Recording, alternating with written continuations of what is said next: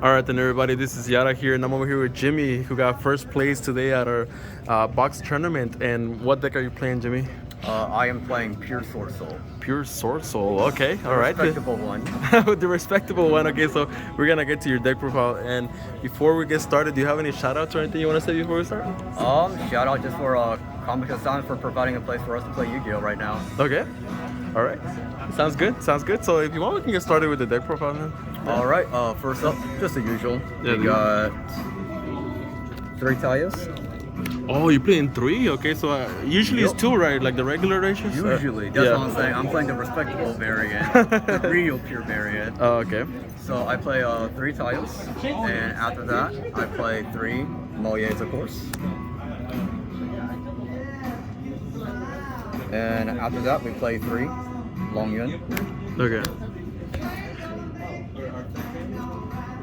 And after that, we play 3 Ecclesias. And after that, we only play 1 Shatana. Okay. Okay. Also, you don't play any more Tenyis then? No. Oh, okay. Yeah. And from there on that one, I might take it out later for maybe a Protoss. Yeah, I'm playing the respectable variant. Oh, wait, so you're not playing Protoss either? No. What? You got first place without Protoss? That's Yeah. crazy. Uh-huh. So from there to next, for hand traps, Uh-huh. I play 3 Afflict Veilers, Okay. 3 Ash. And that's it for the monsters and spells. Okay. 3 pops. Because the +1 is we need it. Yeah, exactly. Yeah. And from there on down to the next one, of course, Emergence. And this is where a lot of people are probably gonna hate me for this, but sure, why not? Okay, let's 3 see it. summits. Oh, 3 summons. Yeah, 1 is the usual ratio, right? Yep, or 0. Or 0. And this is the one where it gets off as well. I play 1 card by. Okay. Some people play that, and these are the extenders: Ghost Arc and Instant Fusion. Okay, so both of those, like usually you don't see them on the decks, right? How do you like Gold Sark? From there on that one, I like it because from there it is an extender, and of course, sometimes when they do the negate on your cards, on your Moyes and stuff like that, you need something to go off if you're not playing. Because remember, I'm not playing the pure additional tanking package. Oh, okay. And the rest I played for traps. Emperor.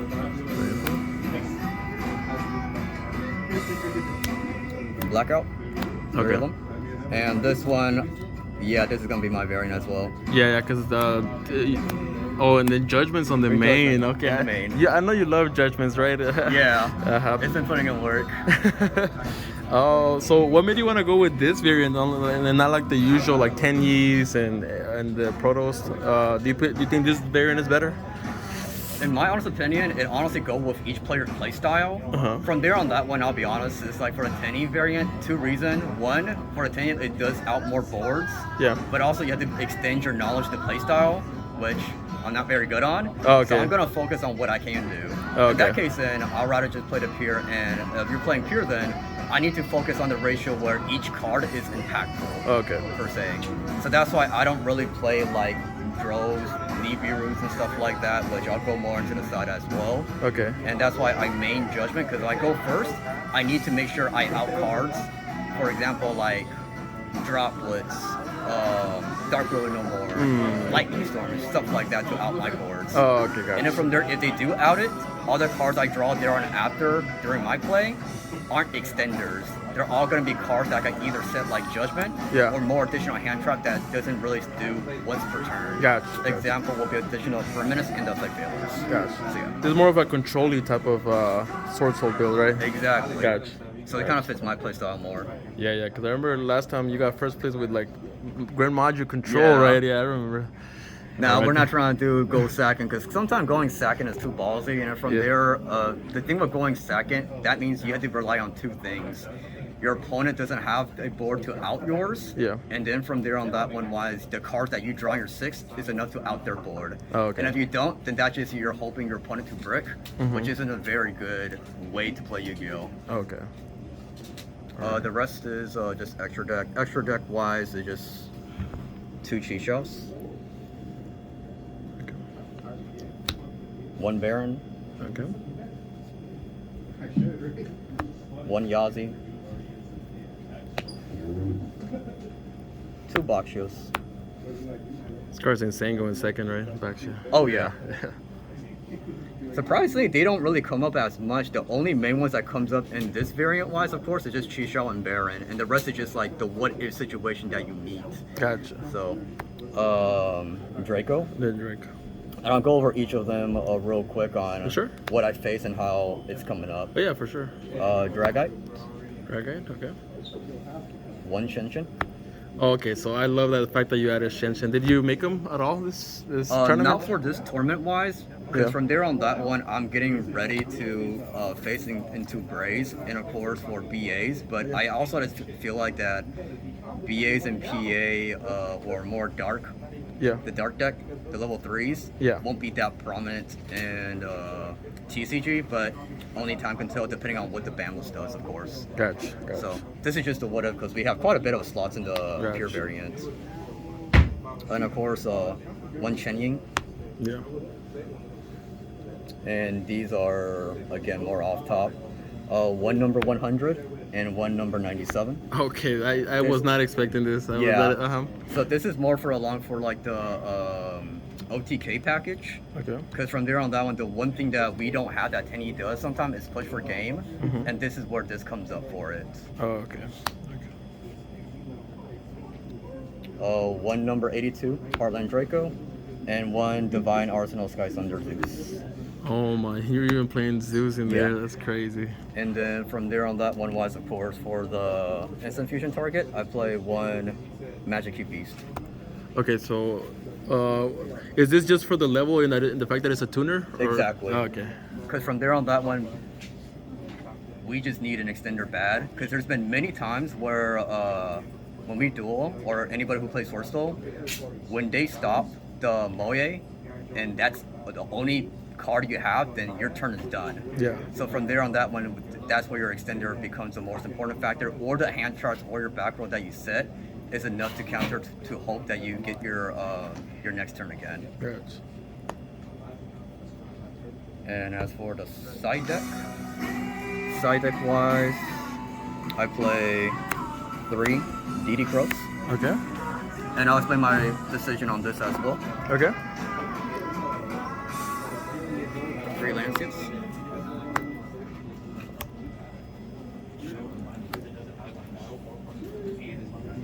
Two Cosmic and 1 Feather Duster. Okay. These are more for like if I do face Rogue or anything that plays, I know for sure, spells and trap. An example will be either like Field Spell cards, Yeah.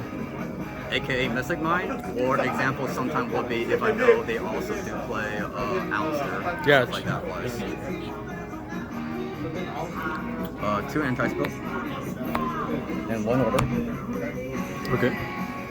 This is again more for if I'm trying to go first to stop Dark Road No Wars and Droplets Gotcha. or Lightning Storms. And the last one is just even match. And these are more for the lines of I'm going second, and from there on that one was they're on the front of the board. Okay, gotcha. So yeah. What would you say was like the MVP of your side deck? Was there anything that like put in a lot of work this tournament? I'll be honest with you, that would honestly go to DD Crows. DD Crows? Okay, yeah, explain that to me. And from there on that one, the reason why is because from there, everybody that I'm kind of doing right now, they're all playing some sort of like DP package. And it's getting to the point where it's kind of like, even if you have the Ash and a Sight Veiler in your hand, most of the time, I'll give you one example. I chase prank hits, and then when they kind of do like the first one card combo where they decide to do their prank hits, goes to graveyard, make their Meow Meow Moo, and then from there they go effective prank hits, the card in graveyard to special summon. Then from there on that one, if you don't want them to extend anymore, and you don't know what cards they have in your hand, so you're just gonna do alright, I'll ask you. Yeah. Then from there on that one wise, if they have another extender of some sort, then they might special summon a card, and then alright, like example will be like Instant Fusion, for example, Right. that they use on theirs, and then they will make for the planet Anaconda, which is another issue. Right. And when they make Anaconda, then from there on that one, alright, at least you saw the Thick Filler when they for Chain or Imperm, whichever comes up. And then if they they have it. They have the DP, like the fusion spell in their hand. Then they'll just drop DP, and then from there you have that. Oh, okay. And then from there, sometimes they might even play like the side variant wise as well. Yeah. And when that happens, you now have to look at your hand. So you already lost 2 cards in your hand, so your 3 cards, presumably, hopefully, it's going to be like 2 worms or a Swordsoul card for you to come to go off. And your 4th card, either it's going to be an additional one or something to stop the DP. Otherwise, if they just do that, then your board is gone. Yeah. So there is a couple of times where, example, when I side this card in, on the standby phase, I will drew this card, and then from there I will just drop the DD Crow on their effect. And then from there, that's one way to out the DP. I really do like that. I like that. And another one, of course, is like sometimes when they already set their board, and I am able to like, I guess, destroy or affect their DP, and then they change their DP to pop that imprint to go to the graveyard wise. When I make my board, sometime like for one of the games, a couple of games actually, I Moya's effect, and you drew into like the cards that are Cinders, which is DD Crow. And from there on that one wise, well, there you go. DD Crow is able to stop the DP. So from there, that's one card you have to work. And if you don't stop the DP, you can also stop other cards like their Dashers or Celestials. Yeah. So pretty much while you're stopping their fall, like that's what we need. Like the Swordsoul deck has very good. We get it going, but from there on that one, we can't afford to stop that flow. If that flow gets stopped, then you're gonna lose in the first place. That makes sense. And you're ready in case Protoss gets banned, right? Because you're not even playing Protoss, right? This is yeah. No, this build makes a lot of sense. So. So there was like one game, like the last round we faced, it was actually against us a 10E Swordsoul, and from there on that one wise, game 1 was pretty much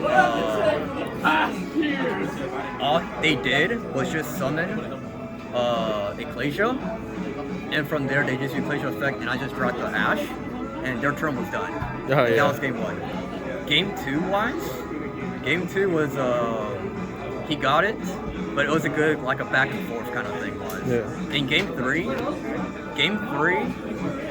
I don't know if my opponent was going to let me go first or go second. So from there on that one wise, all I did was just took out the Judgment and put in the DD Crows. And that was it. And then, as luck would have it, it was actually kind of bad luck a little bit, was he allowed me to go first. And going first, my hand was pretty much wise, like,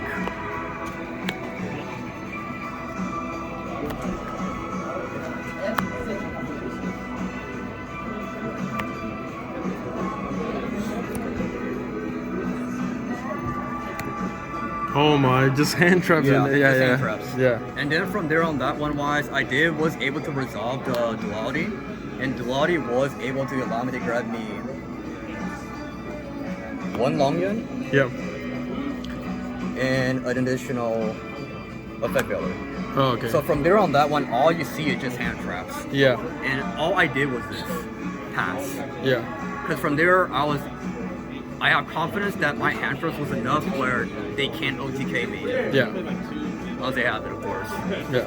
So from there, when he went, and from there, of course, he actually had the Longyun and a worm name. So from there on that, he of course made Longyun burn for 12. Yeah. And then of course, he made Baroness, and attempt to attack for 3K. So from there on that one wise, like our life point, my life point was 38, I think. Yeah, 38.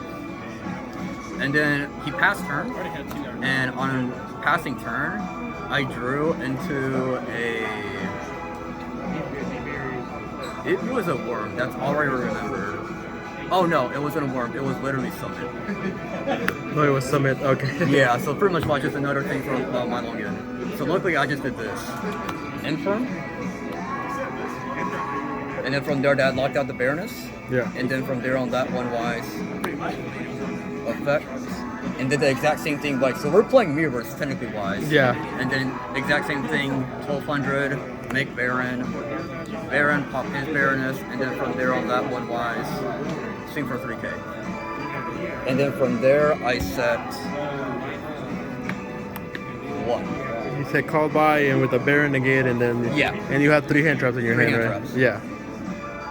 And after that, when he passed, he on his turn wise, Yeah. his turn, he lightning storms, which I negate, and I think that was honestly good. And then from there, somehow he was able to out the Baroness. I think he popped it or some sort. He was also running a tiny package. Oh, okay. But from there, it wasn't enough for him to like kill me that turn. And next turn wise, it was more like I drew into Moye and with other hand trap. Like it was going on. It was a very good game. It was a very good game. All right then, Jimmy. That was a pretty good deck profile. Thank you so much for the deck profile. That was beautiful. Thanks for having me.